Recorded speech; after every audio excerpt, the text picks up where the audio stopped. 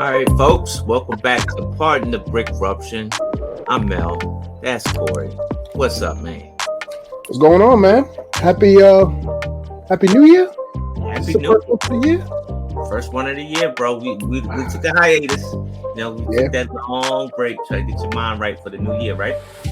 I mean, my birthday was last week, so I usually shut it down from Christmas all the way to my birthday. So don't ever look for me to do anything between Christmas and January 12th, because you ain't gonna get me. I'm shut down. That's right, birthday boy. I got a Christmas birthday gift for you. I gotta get it in the mail, man. It's been sitting here looking me in my face, and I've been terrible trying to march it down to the post office, but it's on the way.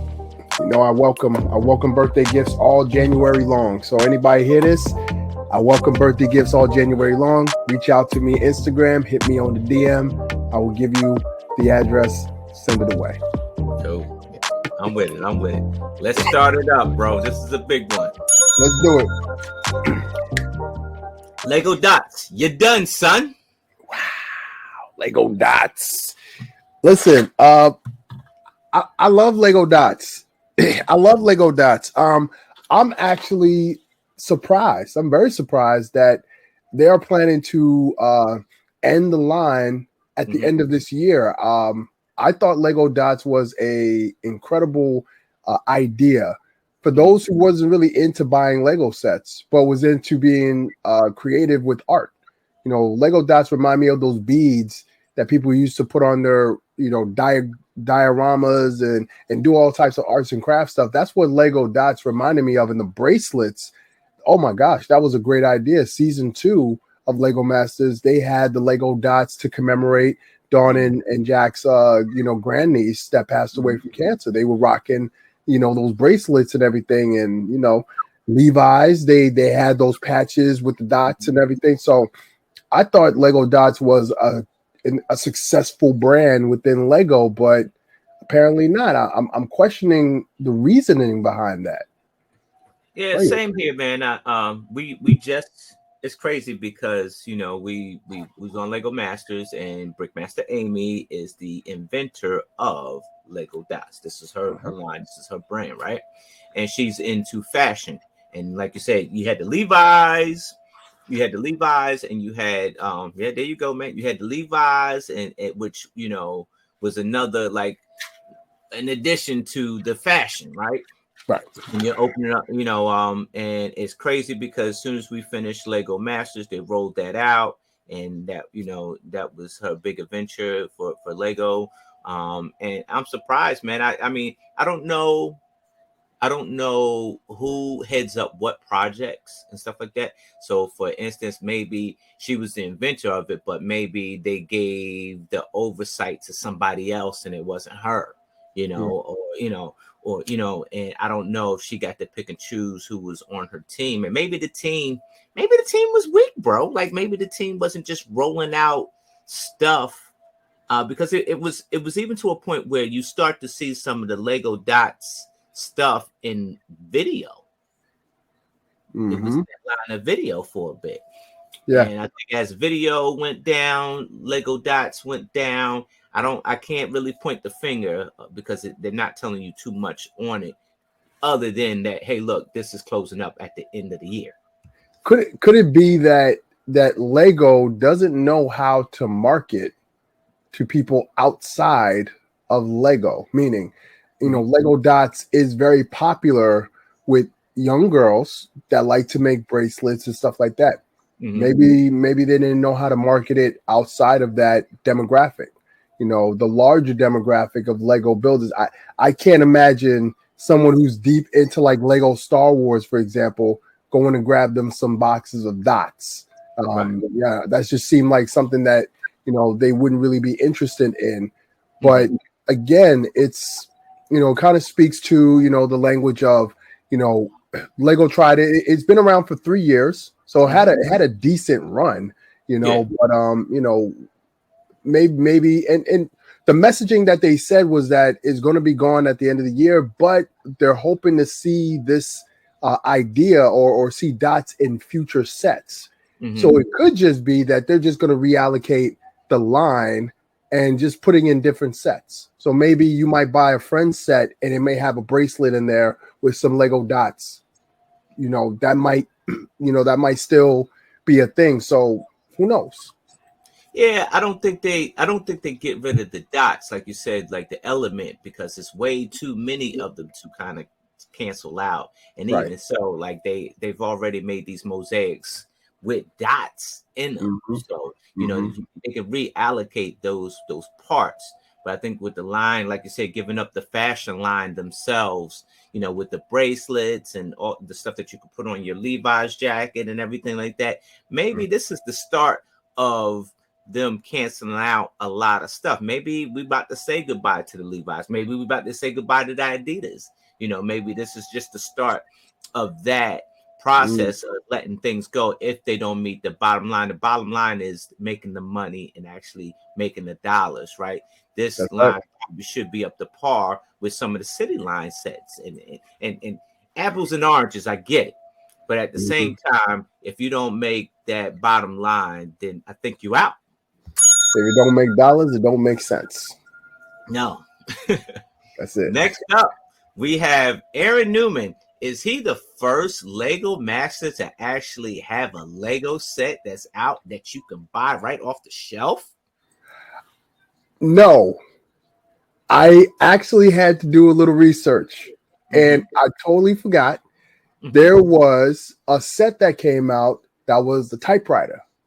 Okay. Now, technically, the Typewriter is considered to be a Lego Ideas set that Lego had manufactured and put out.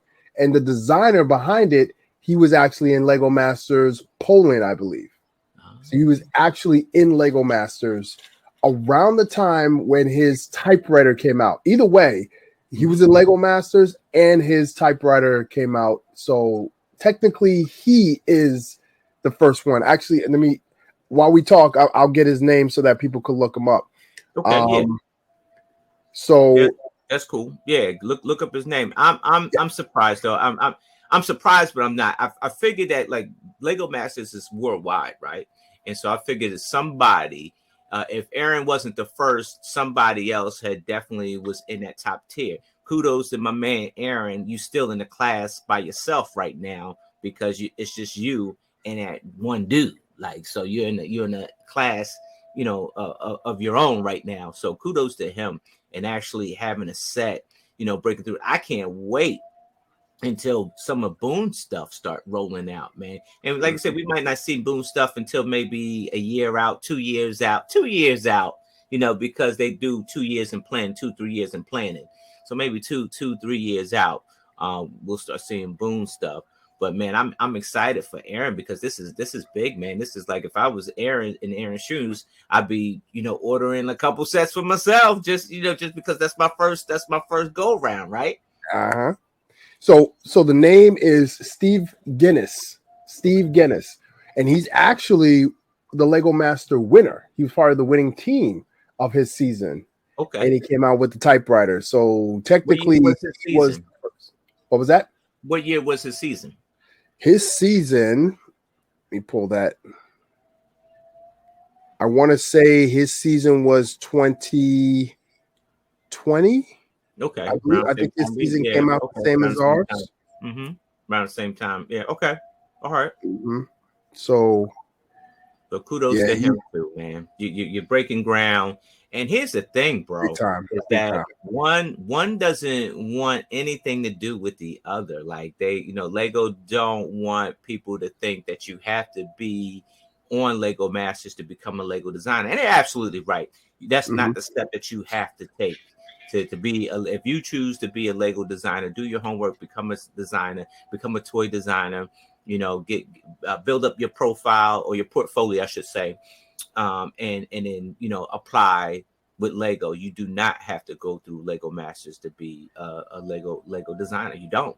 And not at all. The fact that we have a lot of AFOLs and that were a part of, they're still a part of our community, but now they just work for Lego. Right, and I think that's awesome.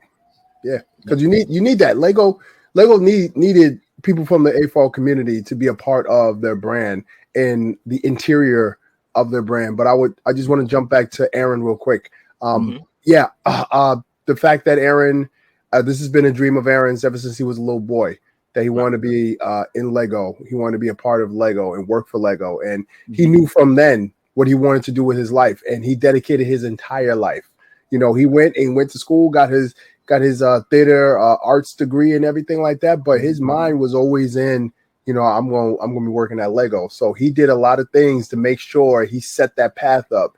Lego Masters just kind of gave him an audience with Lego, because it's very difficult before to get into Lego as a designer, because you either need to know people, or your stuff have to be, you know, breaking and cutting edge to where it's like, okay, yeah, you fit the culture, you fit the philosophy of Lego, you understand Lego, and look what you're able to do with Lego, and you have a bit of a following.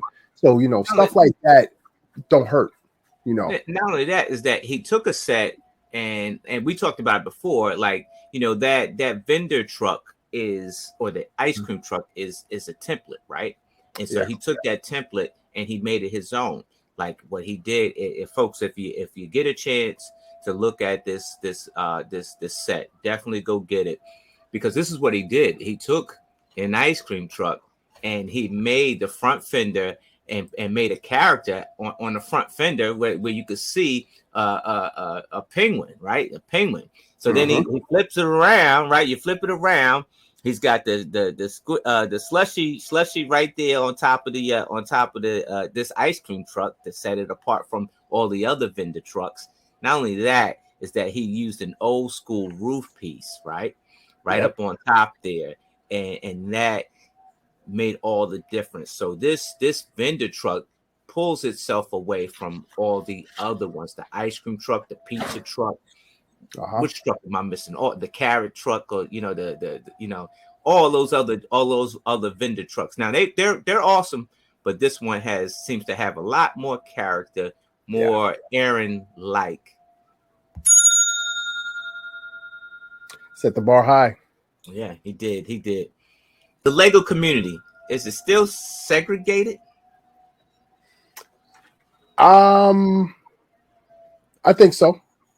I think that we've touched on this topic before. You know, there are cliques within the Lego community. People who galvanize together, who congregate together, who pushes out other people who are not part of their clique, whether you don't believe the same things they believe, or your style of building doesn't match their style of building. You have a Star Wars community who seems to only welcome people who are, you know, really into Star Wars, understanding Star Wars. You also have a community of artists who love to build with Lego and doesn't like to build traditional style. They like to create Lego as a way of art. So you have sections there, and then, you know, I don't think I used to say the Lego Masters was like that, but ever since season 2 and 3, I think they kind of was on the show, and then they kind of went back to, you know, their areas, you know, their lugs and stuff like that. So they didn't really. I guess for our season, we kind of rode that wave of being identified as Lego Masters, and then, you know, after a while, we kind of went back to what we do. But you know, I think the Lego community is a bit segregated when it comes to certain types of people who are a part of the community. Okay. I think that you're right, friend. I think this whole thing is a pizza pie. So there's different sections, pieces of slices that you can peel off this thing. I think that it's definitely segregated with the cliques, right? Yeah. But then you have people who are enabling the segregation by, you know, feeling that if I can't be a part of the club, well, I'm a pull the club out, you know, from right out of their feet, and they'll do things to either sabotage or, you know, try to split people in between a virtual community. Virtual community meaning like me and you on this YouTube thing, and you have, you know, a group that don't think that they're elitist, but then turn around and they become the elitists, right? So folks, you definitely got to watch what you do. I get it. You try to, make everything, integrated, and you're trying to break down these barriers, and you're trying to do this inclusion thing, but it comes a point where that you're fighting against the people with the pitchforks. Sorry for the pun. And you're fighting against the people with the pitchforks, and then you turn around and you're the person holding the pitchfork. And I think that I see a lot of that in our community, friend, and it's scary. Now, here's the thing. You have America is known as the melting pot. So all types of cultures are in America. You go over to a place like India, it's not a melting pot. They have one culture, one set of people. You go to Australia, it's kind of like a melting pot, but you still have one set of people. Now, I raised the question, is it only the American AFOs that's experiencing this type of segregation, or are other sectors of our world experiencing that? Meaning, in the UK, is it more like a melting pot, or is it just, the same type of builders that are considered to be part of the Lego community? Yeah, that is a good question. That raises a good eye, and I think that as it sickens my stomach to say, I think as a part of the American or the U.S. culture is segregation, right? We want it to go away, but it's never going to go away because somebody always want what you got, and I want to sit down at the table where you're sitting at, and if I can't have that, I'm a strike a match and I'm a blow the joint. I'm gonna tear it down. I can't get what I can't get what I want, and I think I can't that have it, no one can. right. If I can't have it, no one can, and I'm gonna burn it all down. Trying to prove my point. And so I think that at that point it becomes toxic, right? Real toxic. And segregation can become real toxic. You want it to go away because you try to pull everybody in, but then there's a disturbance in the force that pulls you back. Right. Absolutely. I mean, at the end of the day, I mean, we still have leaps and bounds to make in the Lego community. Lego Masters, I believe, is helping that because you're starting to see all different types of people that are into Lego, and then people watching on TV and they say, hey, where can I find these local conventions and these local lugs so I could be a part of it? And very soon you're going to start to see that, that grip that some of those cliques have in the community, it's going to start to dwindle and wither away. Right. Well said, friend. Well said. Well said. Next up, retired sets getting reissued. What do you know about it? Where my Blacktron set at? Where my Blacktron set at?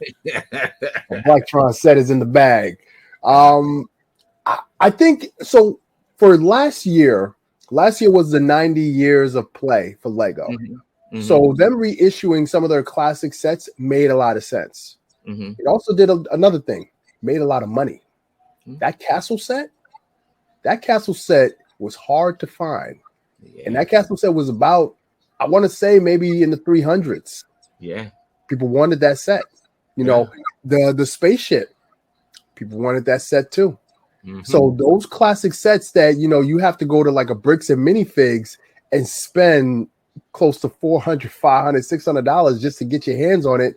And there's no guarantee that it's a brand new set. It could be used, but you want it because you want to relive that childhood. Nostalgia is very, very popular.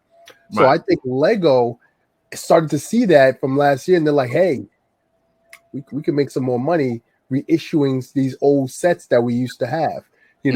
Just update them. Some molds you may not have anymore. Just use some new molds. People want that. That Blacktron, you had to spend $190 just to get the Blacktron. I went in there for one thing, and I said, wait, I want this Blacktron too. I had to go buy a bunch of other stuff that I really didn't want. I really didn't need right now. But I went and got them because I wanted that Blacktron, because I knew if I waited, come back like a month, that Blacktron is gone. So I had to spend that money to get that one set. So Lego knows what they're doing. It's coming back around. Those retired sets are coming. Oh yeah, I definitely believe it. I'm definitely buying it. Like you said, it's that bottom line, and that bottom line is definitely the dollar. You play on what people want. It's the reason why they probably acquired Bricklink. right? You can control the narrative. You can see what sets that are retired that are at making the most money because you're watching these transactions, and boom, it gives you another idea. Hey, let's have the Blacktron come back out. Let's have, the classic spaceship come back out. So and not only that is that I think it's great because, you get these old sets, you get a second crack at them. Like somebody like me, I didn't start until I was 38. And so getting the Blacktron and the classic space, that stuff was already done before I was in the game. And so now I finally get a chance at actually acquiring one without the $1,000 price tag because it's retired. It's been retired 10 something years. You see something in the modulars somehow where they are kind of reprising some of the old stuff. Like you're getting these cafes and the hotels and all that stuff. And they may look different, but it's still a hotel. It's still a cafe. But so, people want it. People want it. Yeah. I think Lego is starting to notice that too, because some of the big sets that they came out with that they thought would have a hefty price tag and would get some hefty dollars behind. That Hulkbuster, them sales wasn't doing so good. The Black Panther, them sales wasn't doing so good. So you see that Lego has to say, hey, you know what? Maybe instead of us trying to reinvent this wheel, how about we stick to what the fans want? And I think the fans want those retired sets back. Yeah, absolutely. Like you say, you talk about classic space and you talk about the castle and stuff like that. There's a reason why they did that I guess that survey, or that everybody were, and they did this vote off what would win and stuff like that. And what was it? I think it was was it space? I think it was space over castle. Believe it was castle. I think it was castle. Castle is more popular. Yeah, Castle actually won, and then you come out with this awesome castle, which is great because one of these days I'm a pony up and get that castle, and I'm gonna put it right in my city, like probably on the water somewhere, and it's gonna look great. It has nothing to do with nothing, but it's in my city and it looks great, and I got it. Like it got me a little bit classic castle. You know what I mean? So I can't be mad about that. All right. More IP sets. You want them or you don't want them? I want them. If it wasn't for IP sets, we wouldn't get flesh tone colors in our Lego. If it wasn't for the Star Wars and the Harry Potters, finally getting the IP behind it and the licensing, we wouldn't get any flesh tones. I'm a big proprietor about the flesh tones. I want more flesh tones in my Lego sets. So when I'm thinking about IPs, we had a Voltron IP, which I still haven't gotten. I still can't find it for a decent price. But I want to see a Power Rangers. I want to see an original Power Rangers Megazord, and your minifigures are your Power Rangers. Perfect. I want to see that. I want to see Star Trek finally get its, debut in Lego. I know it's never going to happen. And you want to Captain Cisco. Say, hey, man, I want a Captain Cisco, man. Listen, I want it. I want it. At the end of the day. But, like I said before, if it wasn't for Optimus Prime in my background there, if it wasn't for Optimus Prime getting the treatment, and it's still an active toy for Hasbro, that got me thinking like, hey, maybe Lego has a lot of stuff coming down the pike and they just kind of keep it close to the vest. Either way, you put out a Star Trek set, I'm buying every single one of them. You put out a Power Ranger set, I'm buying every single one of them. I don't care what the price tag looks, because I want that. I want Lego's touch on that. So I think we're gonna get some more IPs. Yeah, man, I'm all with it because, like you said, nostalgia is everything. It's nostalgia. Nostalgia is money. Like, so you want those IPs, like the Power Rangers, like you said, the Voltron, the He-Man, if you can get that He-Man, the Castle Grayskull, it looks great in Mega Construction. I know I ain't supposed to say that word, but it looks great, friend. And it would look even better if it was in Lego. And here's the thing that, I think IP, like you said, and like you said, with the flesh tones, it allow you to step outside it. So that means that if you got more IP sets, then Lego will break the mold and we'll end up getting new pieces, right? maybe the pieces that like even like Mega Construct actually makes to achieve a certain shape, you know, you will get those in Lego. And so I think that, you know, Lego probably needs to step up to the challenge and try to make some more deals with some IPs and stuff like Yeah. that. I think that that'll like you'll win over the AFOLs with the IPs. Another thing too, if I'm not mistaken, the IPs cost money for Lego to obtain. Could it be that in order to obtain new IPs, they have to let go of old stuff like dots? Maybe dots, maybe manufacturing dots is a little bit of money, and they say, hey, we could acquire this IP, but we need to drop this line in order to drop it. You know, right? You know, there's a lot of that's a possibility, right? So we got a little bit of time, my friend, and all right. so you baited me into a conversation. The Jazz Club. You say that it's not ethic enough, and I'm telling you that it is. Prove me wrong. Okay. In my background, let me see. Is it in my background? Okay, it's not in my background. They came out with a jazz quartet. Major. That was a Lego idea set, first off. And they went ahead and they made it. Now, they could have said, hey, we want to do this jazz quartet. We love it, but we're going to change it into our Lego flesh tone. We're going to make them all yellow. They could have did that, right? That is Lego. They have final say over everything. They didn't do that. They kept all those characters African-American, right? Right. Now you open up a jazz club and immediately people are connecting the jazz quartet to a jazz club set. Because when I heard of it, I was like, oh, this is going to be nice. It's going to be a modular. So you're going to have all different types of people. But the main attraction is that jazz club and the musicians in the jazz club. And that's why I think they missed the bar, because that could have been a reflection of the jazz quartet that they came out with in miniature minifig form. And even the singer, you have the singer with the afro that's in a lot of the other sets, but that afro is usually with an African-American minifig, and you have it on a yellow minifig. And I think it's common knowledge in the Lego community that yellow doesn't necessarily signifies Lego as a universal character. It's usually signifies as a Caucasian character. I mean, they can say what they want, but that's what it boils down to. I dig it. Yeah. I dig it. You know, I had a conversation with my grandson, like this was a couple years ago when he was a little bit younger, and he wanted a sig fig, right? And so I made him one, man. You know, I was like, all right, cool. You know, put him together one, right? And you know, stuff that he would wear and stuff like that, and it was yellow, right? And I gave it to him, and he says, Mel, that's not me.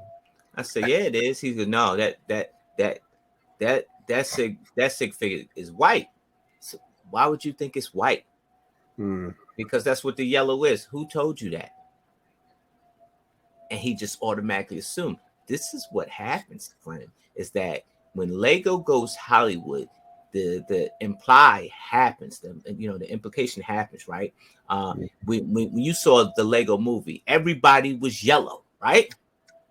There's a lot of white voices up there, and don't get me wrong, I hate making everything white and black, but it was a lot of white actors on there, right? And the kids know white voices, right? Before you continue that thought, Morgan Freeman, what color was Morgan Freeman's character? He was yellow. Okay. He was yellow. And that's my point, is that I dig it with the jazz quartet. You're absolutely right. They probably should have somehow find a way to actually put that band on the stage than what they had, right? Right.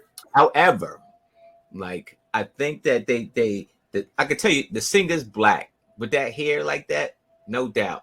The bass player is black. The dude has a fro with a with a goatee. And he's got the edges on the side over there. So it's you have to look for those little like character details in these minifigs. Yeah, they all yellow because you're in the land of make believe, right? And I'm trying to get my kid to see that too. You know, flesh tones would have had the joint popping. I dig that, but I don't want to put. I want to fight a bigger fight than some flesh tones on a minifigure in a set. You know, I'm looking at it, and granted, there's there's a few, like, so you probably got two out of the six figs that it comes with. Like, I think like six figs. But before we continue, I don't want to harp on this, but I had to look it up myself. Morgan Freeman's character in the Lego movie was black. He was black? The flesh tone was black. I don't believe you. Listen, I can share my screen because I remember that distinctly. I remember that distinctly in the actual movie. And Morgan Freeman is prove me wrong. Hold on. Let me see. Can I present? Let me see. I share my screen. Hold on. All right, there it is. Let me bring you up. Hold on. Well, I'll be. There you go. All right. So then, you know what? That was his character. I haven't seen the movie in a long time, and I stand corrected, folks. I do. I'm eating crow. I'm eating crow right now. I guess there were some flesh tones there.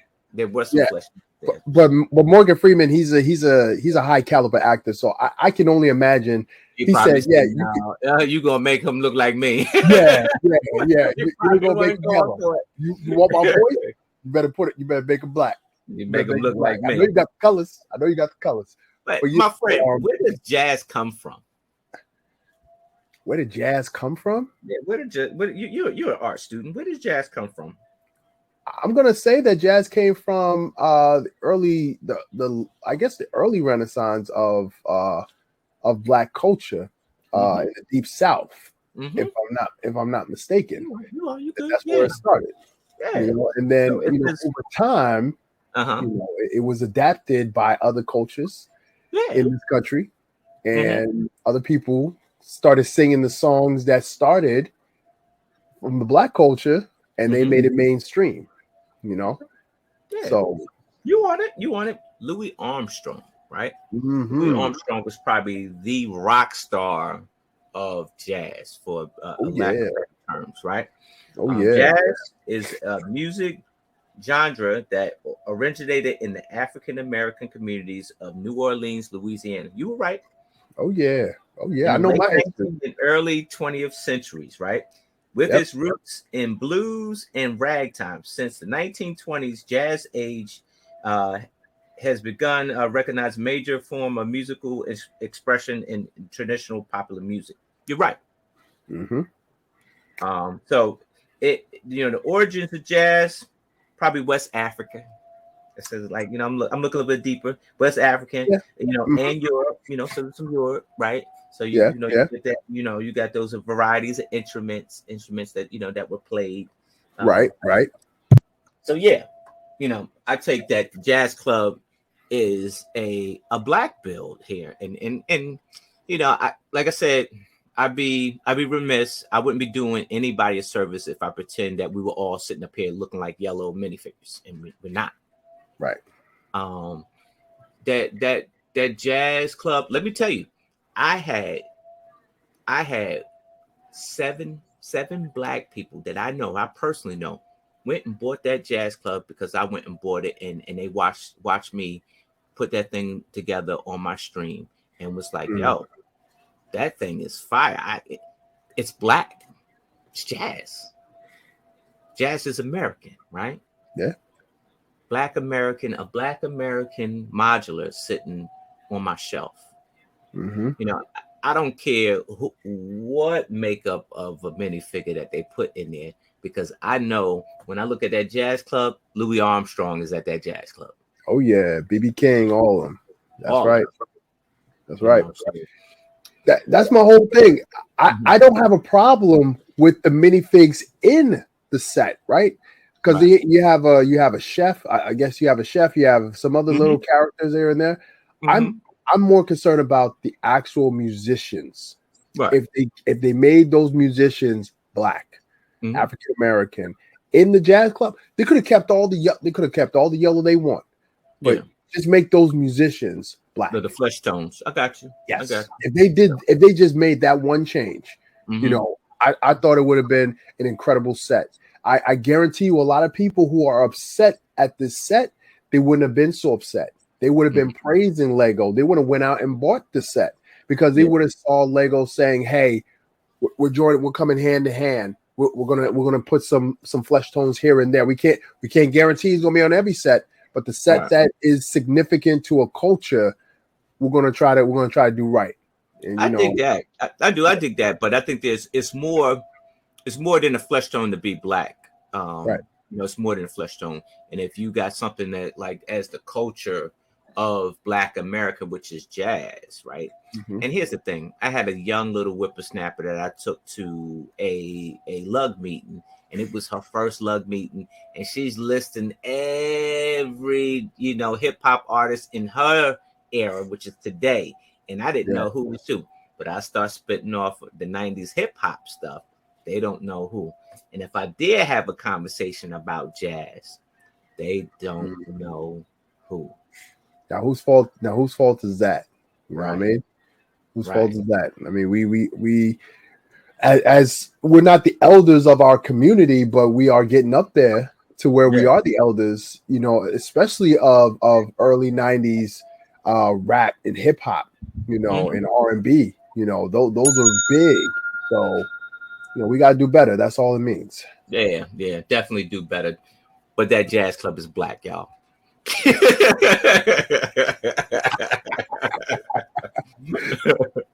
All right, break it or break it. Are you with it? Let's do it. All right, break it or break it. All right, Lego Masters 4. Are there going to be more Canada teams versus U.S. teams, or more U.S. teams versus the Canada show? I'm gonna. Let me see. I'm gonna break it. I think we're gonna get the same thing we got last time, where we had a little bit more American teams, a little bit of some Canadian teams. I think, honestly, I don't know where they're gonna go from where they are now. So I'm gonna break it. All right, same. I'm with you, man. I'm definitely breaking it. I think the U.S.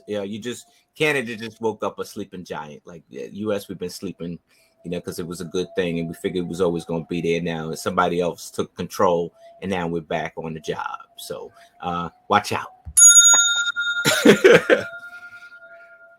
Now you're a YouTuber, right? Yes. Sometimes. So do you see Lego YouTubers, certain Lego YouTubers display certain Lego sets? I do. Am I going to brick it or break it? I think I'm going to break it. I think, and I'm not part of that part of the YouTube of Lego YouTube, but I believe if you have ambassadors that are all on the same level, they should all get the same sets. Right. Period. Because you want everybody's perspective. You don't want just certain YouTubers with certain followers to have the good sets or get the majority of the sets. You want everybody to get a fair amount of sets. So yeah, I'm going to break it. Yeah, I'm gonna break it too. Not because I'm in the land and everything. I appreciate the things that been come to me. But also, like you said, if you got a Lego YouTuber that's got 1 million, chances are they done hit the ceiling. They're not gonna get another 1 million. So and everybody's already watching them. They're gonna buy the Lego anyway because it's them. I think you venture out and open up new channels for somebody new. There you go. All right. New line, Lego sets, Lego ideas. What you think? You're bricking or breaking the new line sets? I'm going to break it. I love seeing new stuff. I love seeing new ideas come from different artists, different builders, designers. And, I have a Lego ideas that's out there right now. Please go on and vote for DSLR camera. I'm well over 400. I got a year to get to 10,000. So yeah, let's make that a set. Let's have this conversation next year when I'm talking about my set that's going to be out in the stores. Let's have that conversation. But all in all, I love Lego ideas. I think it's a great product for Lego. So yeah, I'm digging the new concepts. I am. There a lot of great artists out there. They're hungry. They're trying to get their stuff on the shelf. It's a shame that we can't get all of it because that's just not ideal. So, there's a lot of great sets that are in the ideas category, such as yours, that just won't ever come to fruition because that's just the way it is. That's true. The new Lego Ideas A-frame house, you bricking the breaking. I'm gonna break it. Okay. I'm gonna break it. I saw it. I get the concept. It didn't. Usually, if a set really gets me, I'm like, oh, that's dope. I love it. This one didn't do it for me. Okay. This one didn't do it for me. Yeah, I'm gonna break it. Didn't do it for me. I'm breaking it, man, because I'm from Jersey, and in Jersey, there was like in the Pinelands, this house was just pretty frequent. Like the style house was pretty frequent in the Pinelands. And so it kind of reminded me of being a little boy running through that dirt road and down to the basketball court house and running into 5 of these houses because that's the way the style was in those areas back then. So, I mean, I'm excited about it. Is it the best set ever? It's just above mediocre. Yeah, I agree. Disney 100, and they come out their anniversary, and they come out with brickheads. Are you bricking or you breaking? Oh, I'm going to break it. 100 years of Disney. I grew up on Disney. My son loves Mickey Mouse. He's always watching them. So, this is going to be a big year for Disney. It's 100 years. Lego is going to be riding the coattails because, that's going to be big money. Any set that they put out that has Disney on it is going to be big money. It's going to be an instant sell. So, I'm bricking it. All right. I'm definitely bricking it. Disney's great, man. I love the characters. Without Disney, you probably wouldn't have a lot of these inspirational cartoons. So I'm definitely I'm not a brickhead fan, but it's Lego, so I'll deal. All right. Yeah. Brickmaster Amy is devastated about the dying dots. You bricking and breaking? Ah, man, I'm gonna have to break this one. I think Brickmaster Amy is at a stage in her career where I think she's satisfied with knowing that she started something. And I think that's where her legacy is. I mean, at the end of the day, the Friends line just revamped itself in its image. And that's a line that she helped start it. So, that Friends line has been around for over 10 years. I think she is very pleased and very happy with the fact that she started something 10 years ago that a lot of little girls and young women are into this set. So to lose dots, I don't think she's going to lose any sleep over that. Yeah, true.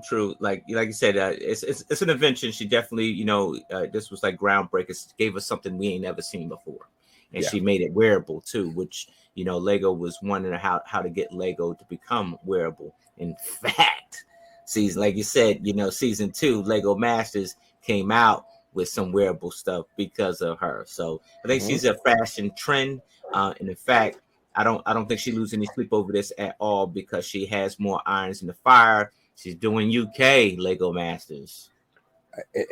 And Lego, just remember who was doing it for a long time. So if you need something to replace dots, I'll let your boy. There you go. Good plug. Might be the new line. Might be.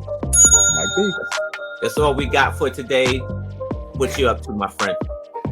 Oh my goodness! So I'm up to a lot. And I'm eternally thankful. We just did a meet and greet over at BAM for a grand opening, and then a couple weeks I'll be back out there on the road. Convention season is starting, so we're starting to get those calls once again. Hey, they want us back. They want us to come out to these different conventions.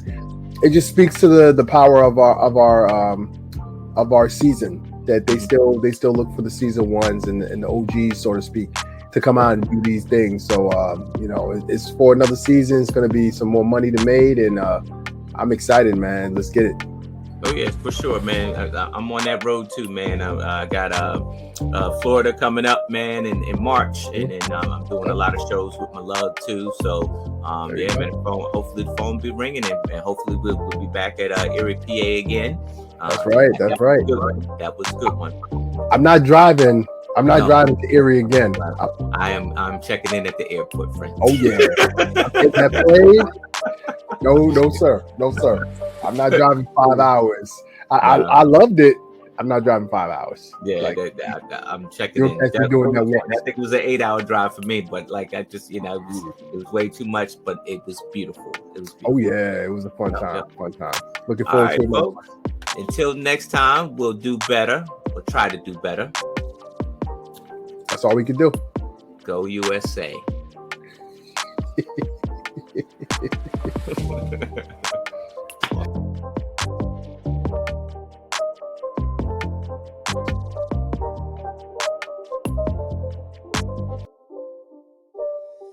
It's not a game, it's a